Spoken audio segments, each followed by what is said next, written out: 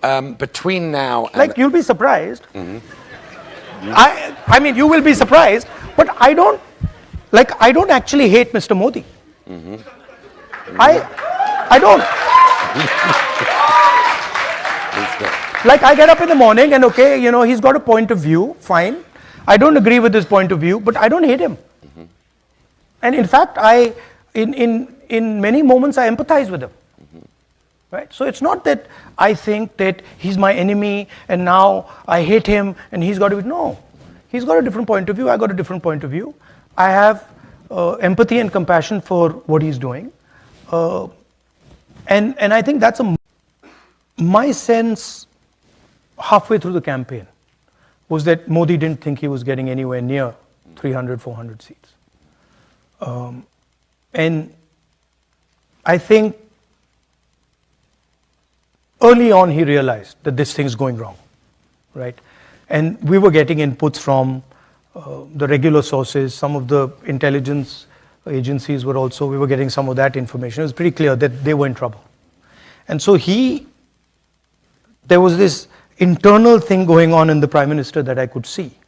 And psychologically, that how is this now happening? Because he's a person, as you know, he was in Gujarat many years, never faced political adversity, then Prime Minister of India, and suddenly this idea started to crack. And we knew when he said that, you know, I speak directly to God, we knew that there had been that we had actually blown him apart, right? And that the psychology had gone. And so people think that, well, this was the Prime Minister sort of saying that, look, I'm special, I'm unique, and I talk to God. But that's not how we saw it. Internally, we saw it as a psychological collapse that, you know, what's happened here? How is this thing not working? And it's not just the Prime Minister, it's deeper than that. So what has happened in India, and you'll see it, is that the coalition that brought Mr. Modi to power has collapsed. It's broken right down the middle, right? So you'll see in these elections that they will struggle. They will struggle, yeah. Because the basic idea that Mr. Modi is running a government for the people of India is gone. Now the idea has been replaced. 2-3 ideas have replaced it. Number one, that there is a huge nexus between the government and 2 or 3 really large businesses. 2, that the lower castes, particularly the OBCs and the Dalits, have been taken for a ride. And this is a very strong, right across the board. And I mean, we poll it, we can see it. You promised. Multiple things came together, right? So, for example, prior to the election, we kept stressing on the idea that the institutions have been captured. And whenever we'd go, India Alliance would go, we'd stress on this idea that, look, the institutions are captured and we don't have a fair playing field. The education system is captured by the RSS. The media system is captured. The investigative agencies are captured. And we keep saying this, and people were not quite getting it. And we would keep saying it again and again and again, and somehow they were just not getting it. And we couldn't understand why, because we were like, it's obvious to us, it's obvious to them, and something wasn't working. And then in one meeting, one of the people who works with us said, listen, try holding up the Constitution. And so I started holding up the Constitution. And everything we had said suddenly just exploded. So India realized in this election and really I mean, not to divide it so crudely, but poor India, disenfranchised India, oppressed India, that India, it understood that if the constitution goes, the whole game is gone. And so that was the first sort of, I saw it, there was a shockwave, that when I would hold up the constitution, it would go, like I could see the shockwave going, that people are like, oh yeah.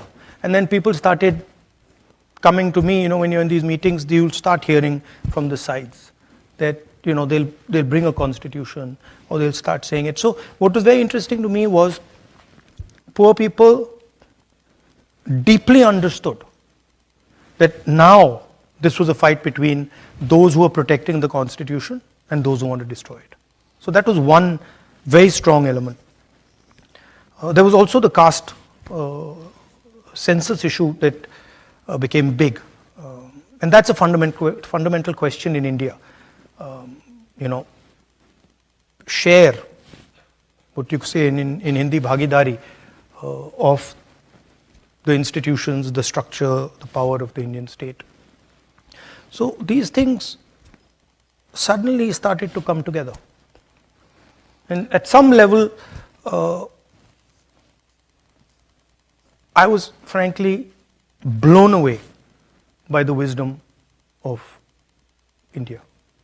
Like I would sometimes sit there and say, this is quite amazing, right? There was like a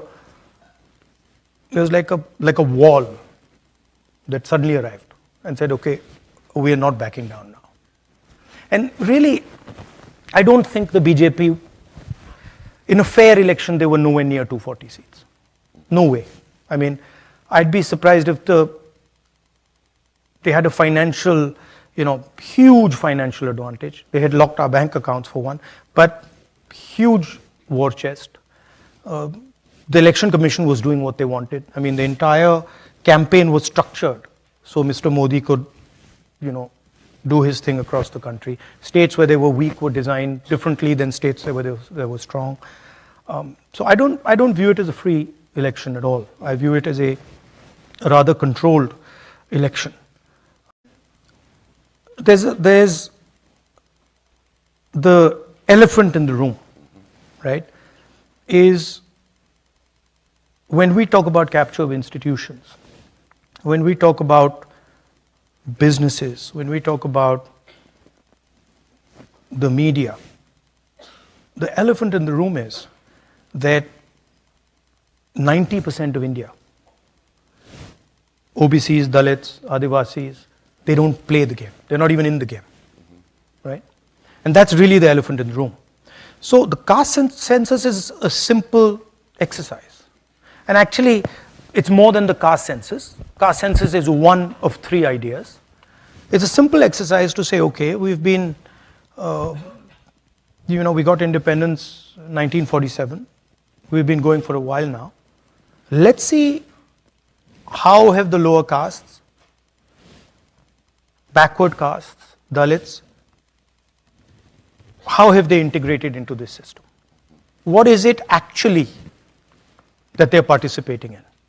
And frankly, we've got the data. We've done our homework, we've got the data. And I can tell you, out of the top 200 businesses in India, right, there's almost no ownership of 90% of the population. I can tell you that in the highest courts of the country, there's almost no participation of 90% of India. I can tell you that in the media, national media, anchors, journalists, there is zero participation of lower caste, OBCs, Dalits, Adivasis, right? So, and the people know this. It's not that this is not known. The large mass of people understand this, and they look at India and they say, okay, where is our participation? And the idea of the caste census is simple. We've not taken any policy position. We're just saying, look, we want to understand, we want a snapshot to understand where we at. what is the participation level of lower caste, Dalits, OBCs, poor general castes, right? And that's really the caste census. Now, there are two other components, which we have also said, but have not really been put out that much. One is the idea of a socio-economic survey. So we want to not only understand how many Dalits there are, how many OBCs there are, but we want to understand what their social position looks like, what their financial position looks like, what their economic position looks like. And the third component, which I think is very important, is we also want to understand, we want to take a look at India's institutions. We want to look at the media, we want to look at healthcare, we want to look at education, the owners, the structures that deliver these services. And we want to get a sense of what is India's participation in these institutions. So these are an institutional survey, a socio-economic survey, and a census. Is there any reason why you wouldn't expand that to include the role of Muslims in modern? They're included in that. It's So not they're just included Muslims. in the OBC. It's minorities. Category, No, it's everybody. Muslims. It's Okay. even if you look at the general caste, you will find that there is a huge divide between poor general castes and well-off general castes, right? And that's the same for minorities, it's the same for Adivasis, it's the same for OBCs, it's the same for Dalits. I mean, But now वो सबके साथ होता है, India में non stop होता है, media का यही काम बचा है, या वो चल रहा है. But I don't know if you've noticed that something has definitely changed after the election results. You know? People come sometimes while I'm in Delhi, people will, I'm driving in the car, sometimes they'll make me open the window and they'll say, डर निकल गया, डर नहीं लगता अब डर नहीं लगता, डर गायब हो गया. तो it's interesting to me that BJP ने कितना, मोदी जी ने कितना डर फैलाया, एजेंसीज का दबाव, मीडिया का दबाव, इनकम टैक्स डिपार्टमेंट, छोटे बिजनेसेस पे, मीडियम साइज बिजनेसेस पे, और एक सेकंड में सब गायब हो गया. अजीब सी बात है, मतलब सालों लगे उस डर को पैदा करने में, सालों लगे, प्लानिंग चली, पैसा लगा, और एक सेकंड में खत्म. और वो दिखता है अब. You can see it, I see it, I get to see it in Parliament. I see the Prime Minister right up front. And I can tell you that the idea of Mr. Modi, 56-inch chest, direct connection with God, that's all gone. It's history now.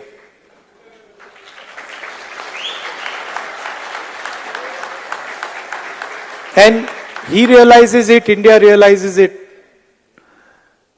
his partners in government realize it, the 3 or 4 senior ministers in his government realize it. But it's interesting, some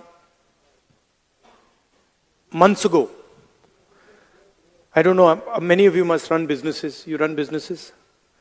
And I can see ladies here who run households. And you can imagine if suddenly one day your finance department comes to you and says, listen,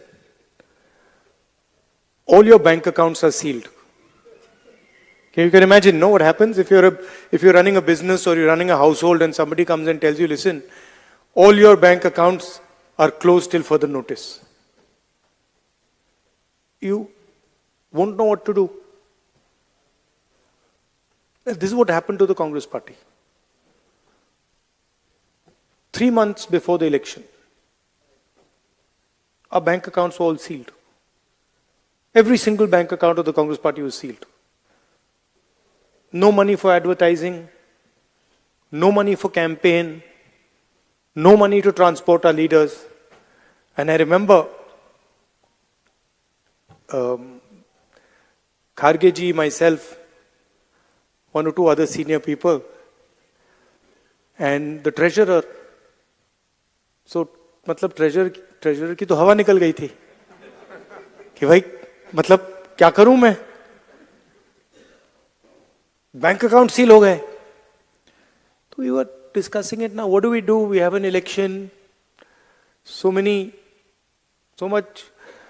things to do, campaign, etc., etc. Bank account बंद हो गए. First time, I have myself fought multiple elections, 2004, 2009, assembly. First time in my life, new thing. All the bank accounts are sealed. So he just looked and said, we have no money. And then I looked at him, I said, देखी जाएगी. देखते हैं क्या होता है. And that was the spirit we fought the election with.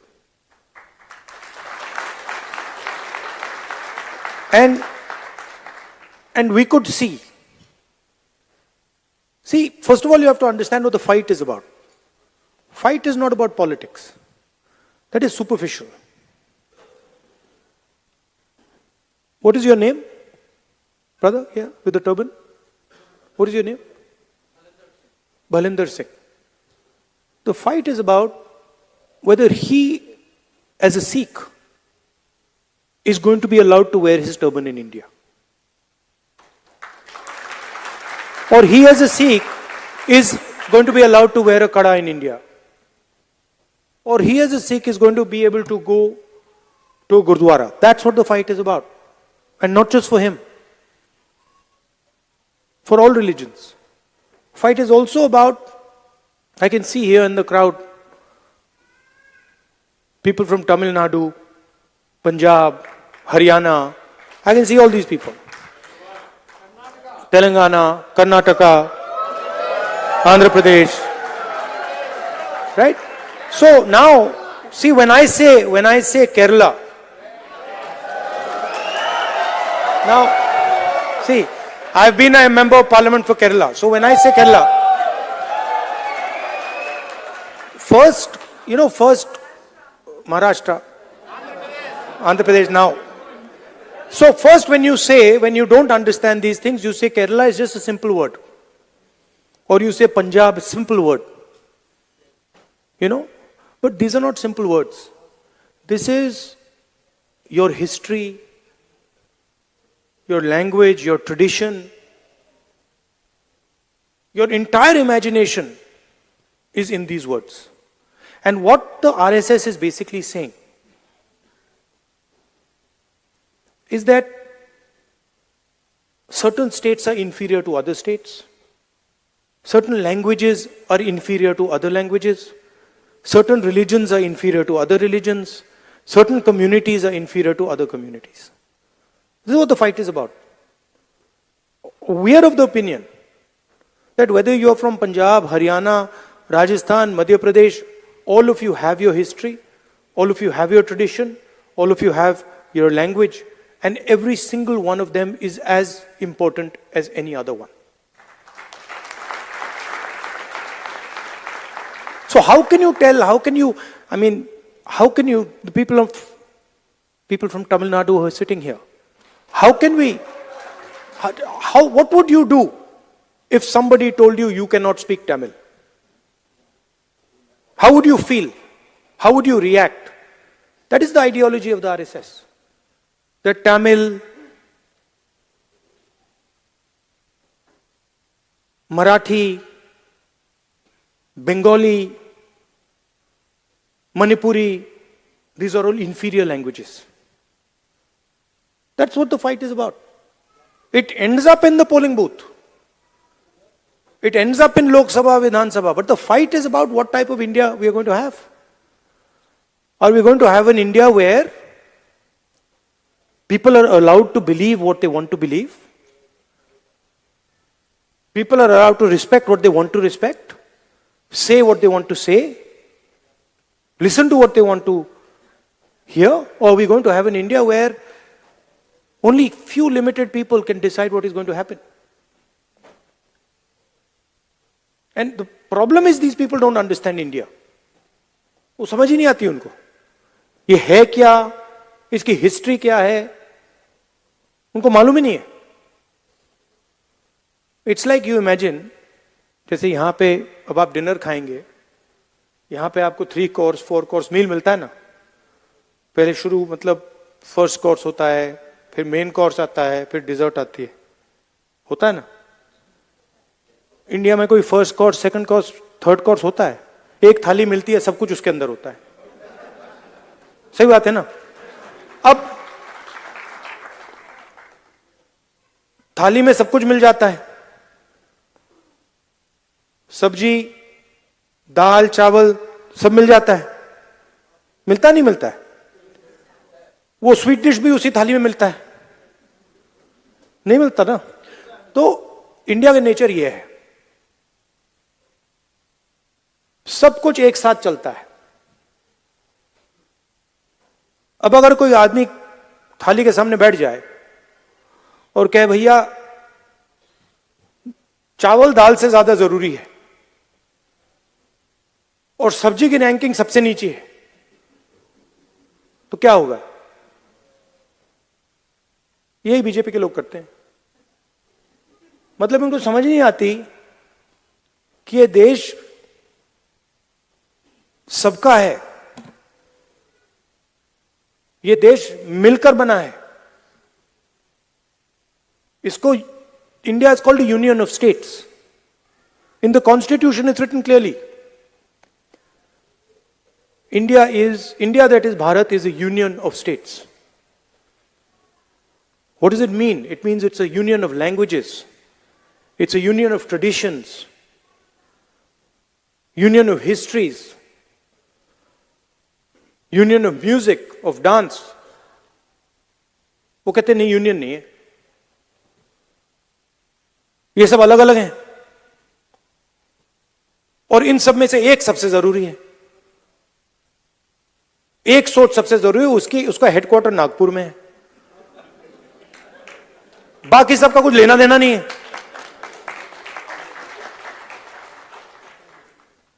So that is what the fight is about, and you are ambassadors. I said yesterday in my speech, you have come from one union of states and you've come to another union of states. United States is also called the United States because it's a union of states. And you are our ambassadors. You're the bridge between these two great unions of states. And you make us very proud because we understand what it meant for you to come here. We understand the difficulties, the struggles that you have had to deal with. It's not easy. But when you came here, you came with humility, you came with respect, and you came with affection. You didn't come here and say, oh, you know, we're going to the United States and the United States is inferior to us. You didn't say, no, we're going to the United States, but we hate the United States. You became part of the United States. I'm sure you're proud of India and you're proud of the fact that you live in America. अब BJP के system में आपकी दो identities हो ही नहीं सकती. You cannot be Indian and at the same time be American. That is what the fight is about. And that is what we are trying to do in India. We are saying, look, don't spread hatred, spread love. Don't be arrogant, be humble. Don't disrespect people. Respect people, respect traditions, respect religions, respect languages, respect communities, that's all. And I'm sure that you understand deeply what I'm trying to say. I'm sure that you do it in your lives every day. In fact, frankly, if you didn't, you wouldn't be successful. And you're all very successful. So that is what I wanted to say. I really appreciate that you came here. You will take American ideas, American values back home, and you will bring Indian values, Indian traditions, Indian ideas to the United States. That is your role. And you will help both countries, both unions, while doing this.